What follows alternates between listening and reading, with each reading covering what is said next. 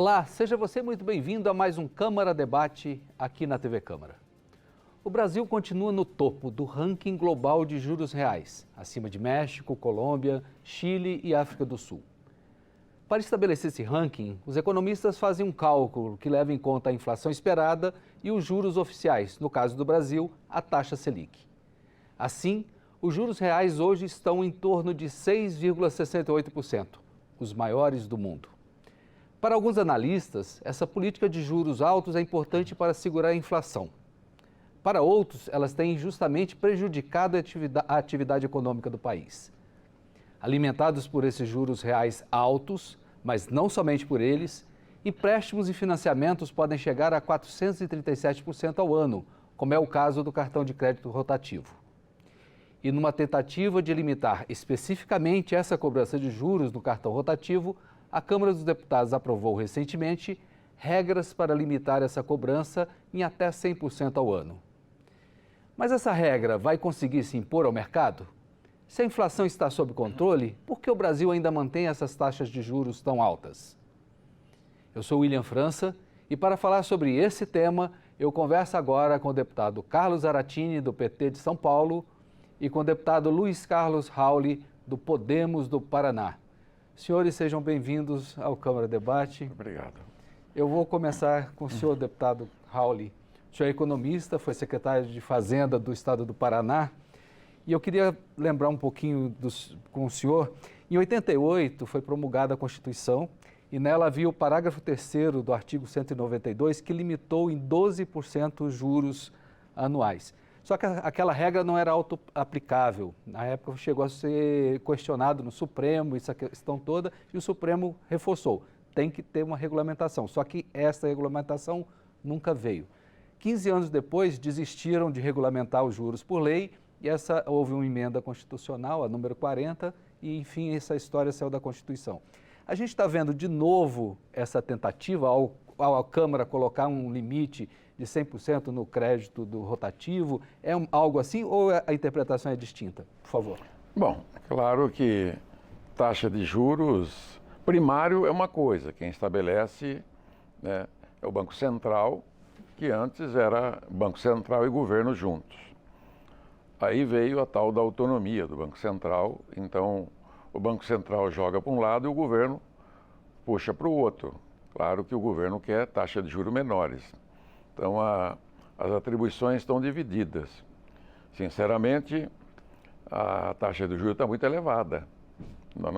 Nós honramos todos os compromissos. Nos piores momentos da economia do Brasil, que foram os períodos mais difíceis dos últimos 10 anos, o período da Dilma e do problema da crise econômica com o Bolsonaro, né? O Brasil sempre honrou os compromissos. Então, quais compromissos? Da dívida primária, que ele paga, inclusive dos estados e dos municípios, né? Então, eu não vejo nenhum motivo com a inflação baixa dessa taxa de juros primário estar nessa altura. Porque quem paga a conta é o povo. O juro primário sai do bolso do consumidor, do cidadão. Ou seja, sai do orçamento da União e dos estados e dos municípios, porque o governo só assumiu a dívida para ficar mais barata para os estados e municípios, né? Quanto ao juro para pessoa física e jurídica, ele tem outra composição, né? Ele depende do custo do dinheiro, né, para que ele trabalha, né? O banco trabalha com dinheiro de terceiros para emprestar para outros terceiros. Então, ali tem o custo administrativo, o custo do dinheiro, da inadimplência e dos impostos. Então, hoje o Brasil, nos impostos sobre o spread bancário, é muito alto ainda. Em torno de 20% da taxa de juros do spread bancário, né, são tributos. Então essa composição, na verdade, são regras distintas que devem ser mexidas para poder essa equação para o consumidor abaixar um pouquinho. Olha, nós tínhamos o grande inimigo do país era a inflação. A inflação foi combatida com o Plano Real, 94 para 95. Então, nós conseguimos debelar a inflação, que era de 5.000% ao ano, para em torno, no máximo, 10% ao ano. Nós temos outros inimigos a vencer. A questão dos tributos, que no Brasil é o pior sistema tributário do mundo, né? E isso afeta os negócios. E dentro desse imbróglio tem o custo do dinheiro de um cheque especial vencido, né? E de um cartão de crédito e do crédito direto ao consumidor e de outros, né, créditos que são oferecidos a pessoas físicas e jurídicas. São altíssimos, mais altos do mundo, do universo e das galáxias. Não tem razão, não tem explicação. Agora, o Congresso vai limitar, vamos pagar para ver. Muito bem. Eu agora converso aqui com o deputado Zaratini, o senhor também é economista, vice-líder do governo Lula aqui no Congresso. Qual a sua opinião sobre essa questão? É papel do Legislativo tentar limitar esses juros ou a equação passa por um conjunto, como o deputado Raul falou, de um conjunto de outras mudanças também? Olha, em primeiro lugar, a taxa de juros determinada pelo Banco Central é uma vergonha no Brasil. É um claro privilégio dos rentistas que cada vez arrancam mais recursos do povo brasileiro. Porque são 600 bilhões de reais de pagamento da dívida interna, que o governo todo ano é obrigado a retirar de outras despesas, como por exemplo a saúde, a educação, a assistência social, para garantir o pagamento dessa dívida que gira a essa velocidade altíssima que é a taxa de juros da Selic. Então, o Banco Central, que hoje deveria ser rediscutido, precisa acabar com isso. O presidente do Banco Central, ele não está cumprindo com suas funções. Ele, por exemplo, não consegue estabelecer, determinar a inflação dentro da meta e não cumpre a segunda meta, que é o emprego. Porque a lei de autonomia do Banco Central, ela dá duas missões ao banco: cuidar do emprego e cuidar da taxa de inflação. Então a inflação não ficou dentro da meta em todos esses anos, o que demonstra que ele não cumpriu as suas funções corretamente e o desemprego continua altíssimo. Então nós estamos vivendo uma situação terrível no Brasil.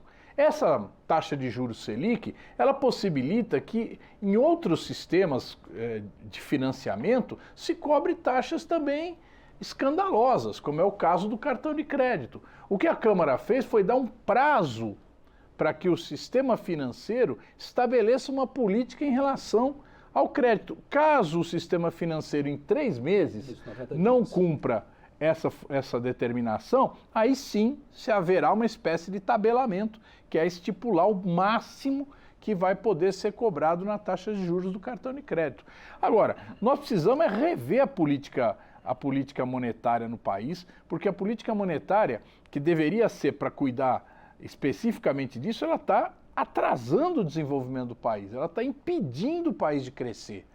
De duas formas: inibindo o investimento, porque é óbvio que muitos projetos deixam de ser implementados porque não conseguem ter um financiamento que estabeleça que o produto final seja comercializável, e segundo lugar, pela própria capacidade de consumo da população. Então o camarada vai comprar uma televisão, ele tem que pagar 3, né? Então isso está inibindo o consumo e inibindo o investimento. O Brasil já poderia ter dado um salto. Tem gente que ficou assustada ou impactada porque viu que o último trimestre o crescimento foi 3 vezes acima do que as agências do sistema financeiro previam. Então você imagina quanto nós não estaríamos crescendo se não fosse a política do Banco Central. Então eu acredito que nós está mais do que na hora de que o presidente do Banco Central reveja. E nós aqui no Congresso, especialmente o Senado, deveria convocar o presidente do Banco Central para ele se explicar por que ele não está cumprindo com as suas funções corretamente. Então, nós achamos que é necessário uma revisão dessa política o mais rápido possível, porque senão nós vamos comprometer o desenvolvimento nacional por muitos anos, né? Porque qualquer decisão agora, ela vai impactar daqui a muito tempo. Então nós precisamos começar imediatamente a rever essa política. Muito bem. Eu queria retomar um tópico que o senhor citou en passant aqui, que foi a questão da autonomia do Banco Central.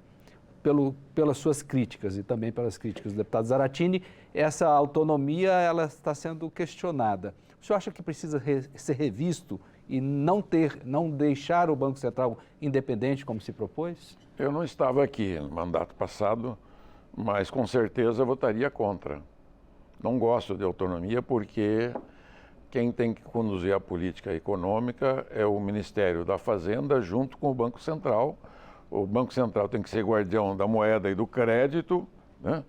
E o governo tem que fazer a sua parte, né, no ajuste fiscal, né, nas regras da responsabilidade fiscal. Quer dizer, aí juntos, né, o combate à inflação, porque da maneira que está, fica um joga para lá, um joga para cá. Na verdade, eu não sou governo, né?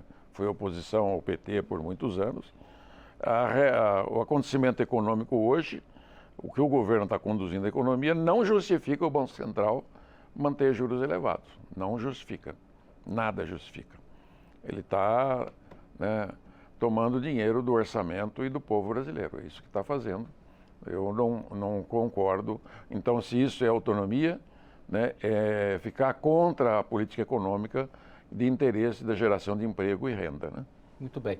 Eu vou usar, o senhor é líder do governo, eu vou usar uma aspas aqui do presidente Lula, que disse que o Banco Central não entende de Brasil e não entende de povo, fecha aspas. Dentro dessas falas do presidente, dentro dessa crítica feita pelo deputado Rauli, o senhor acha que precisa ser revista essa questão da independência do Banco Central? Sem sombra de dúvida, esse é um assunto que mais cedo ou mais tarde vai ser retomado.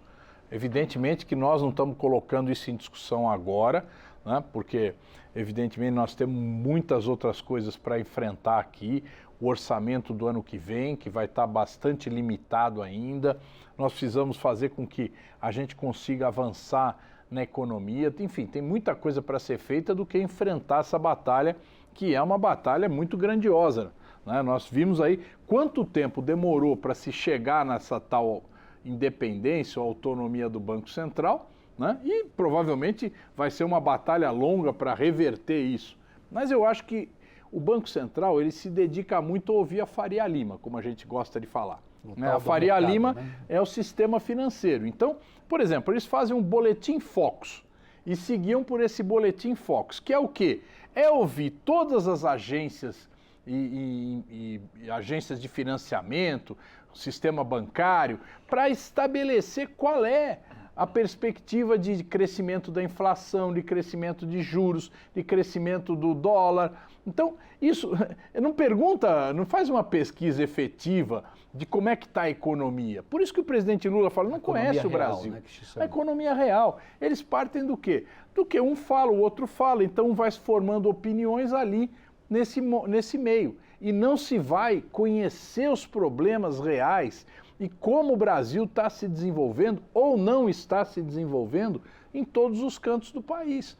Então, por isso que o presidente fala, olha, esses caras conversam entre eles mesmos, né, definem qual é a suposta futurologia deles e por aí fica, entende? Então, nós precisamos mudar. Nós precisamos ter dados efetivos de como a economia está se movimentando, como a economia está crescendo, onde tem problemas inflacionários, né? Onde você tem, por exemplo, um grande problema inflacionário que impactou o governo passado. Ele permitiu que se mantivesse a política de preços internacional na Petrobras e nas empresas de petróleo. Resultado, ele garantiu que houvesse uma aceleração da inflação. Então você tem que identificar onde estão os nós, onde estão os problemas e o que pode prejudicar o poder de consumo do povo brasileiro, para daí sim você ter uma política efetiva de garantia de que uma inflação esteja baixa e não ficar simplesmente utilizando a taxa de juros como se esse fosse o único instrumento. Sua opinião sobre essas informações aqui colocadas muito bem pelo deputado Zaratini? Eu tenho, quer dizer, meu sentimento é liberal, né? É democrático, liberal, alego manotropo, quer dizer, assim, não avance muito, né? A economia de mercado e o interesse nacional social tem que estar compatibilizado, né, o capital e o trabalho. Então, o que há uma disfunção, né? Uma disfuncionalidade hoje do Banco Central. Pode pegar o próprio juros que o Brasil recebe do que tem em Nova York, né? Nós temos lá mais de 350 bilhões de dólares, né, depositados em títulos, a maioria em títulos americanos, que não dá 2% ao ano. E aqui dentro nós pagamos, né, 10, 11% ao ano. Quer dizer, então aquela operação nos dá prejuízo, mas nós não podemos tirar o dinheiro de lá. Se você tirar 100% do dinheiro para lá, diminuiu a dívida brasileira, porque para ter aqueles dólares de reserva lá, tem que ter em real aqui. Então, o que o Brasil precisa, quer dizer, é essa compatibilidade. Não dá para fazer o cabo de força, Banco Central e Tesouro. O Tesouro Nacional, que está dentro do Ministério da Fazenda, e o Banco Central Autônomo, né, é um cabo de força de tensão permanente em oposição ao Brasil. Quem é que paga o pato? O consumidor final. É ele que toma os juros, né, de mercado.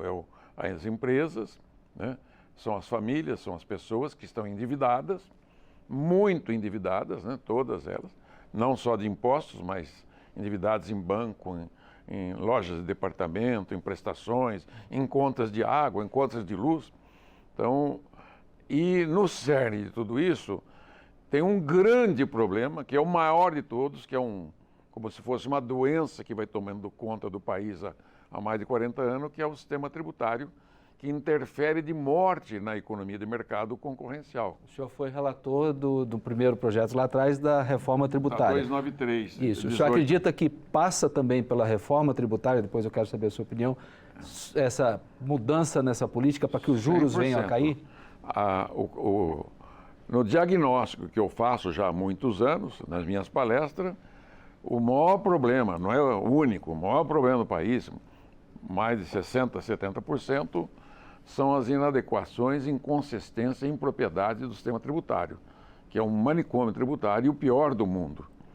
Ao consertar o sistema tributário, principalmente a base do consumo, porque a base da renda e patrimônio ela é mais ajustada, né, tem outras características, mas a do consumo que é essa que está sendo trabalhada agora, né? É essa do consumo que está na PEC 45, que estava na PEC 110 do Senado e da 293, que são todas filhas da 293. Que é esse assunto que agora que é mais ou menos a mesma lá de trás da década de 90, algumas minhas, outras do governo, outras, o relator foi o Virgílio, foi o Mussa Demes, foi o Sandro Mabel, depois depois o Aguinaldo, né? São da mesma essência, da mesma natureza, que é consertar o sistema tributário da base de consumo, porque é ali que está a grande fraude da economia de mercado. Pois eu explico.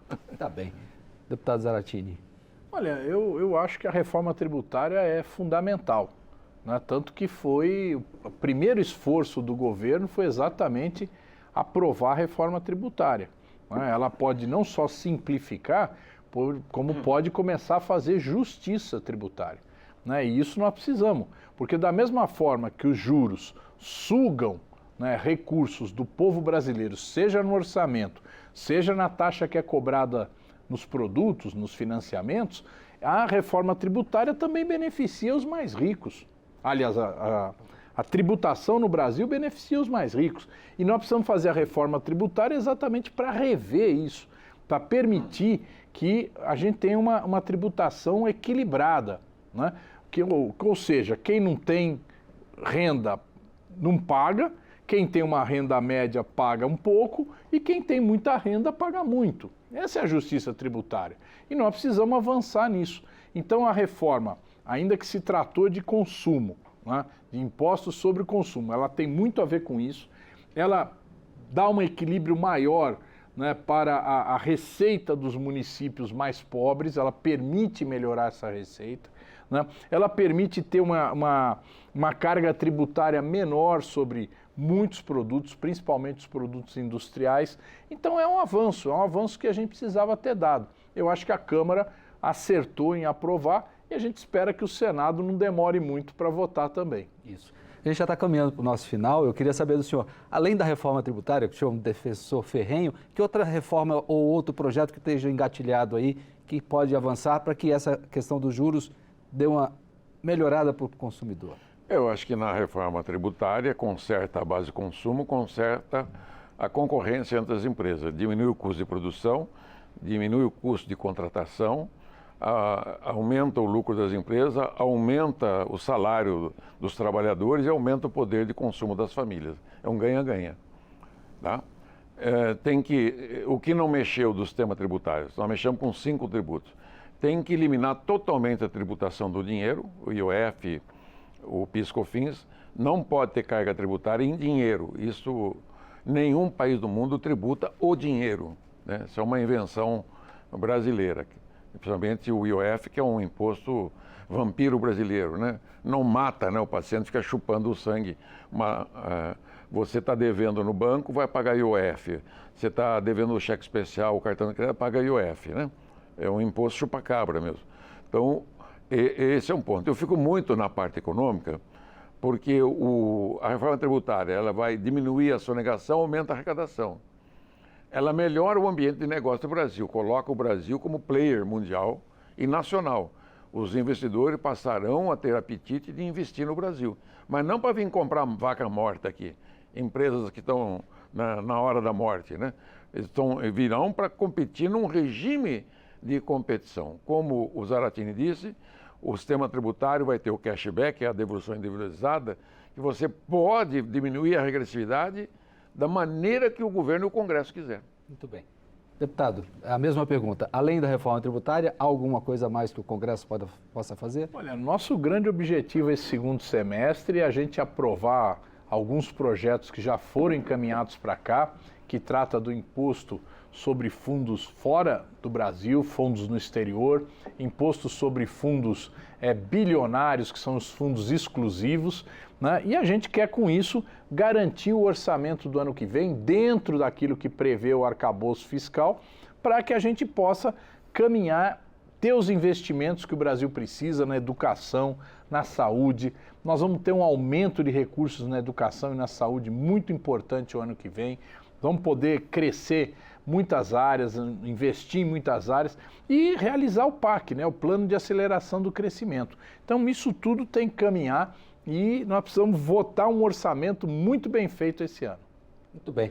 Gostaria de agradecer aos senhores, nosso tempo está se esgotando, a conversa rendeu bem, mas eu preciso encerrar e fica o convite para a gente voltar a conversar, sobretudo sobre reforma tributária e os desdobramentos dela. Estamos à disposição. Muito bem. Um abraço. E eu conversei com os deputados Carlos Zaratini, do PT de São Paulo, e com o deputado Luiz Carlos Rauli, do Podemos do Paraná, sobre as polêmicas e questões que envolvem a política de juros no Brasil.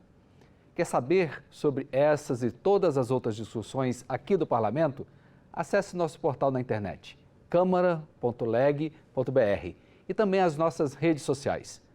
Para rever esta entrevista, busque o canal da Câmara no YouTube. Eu espero você em uma próxima edição do Câmara Debate. Novamente, muito obrigado por sua atenção.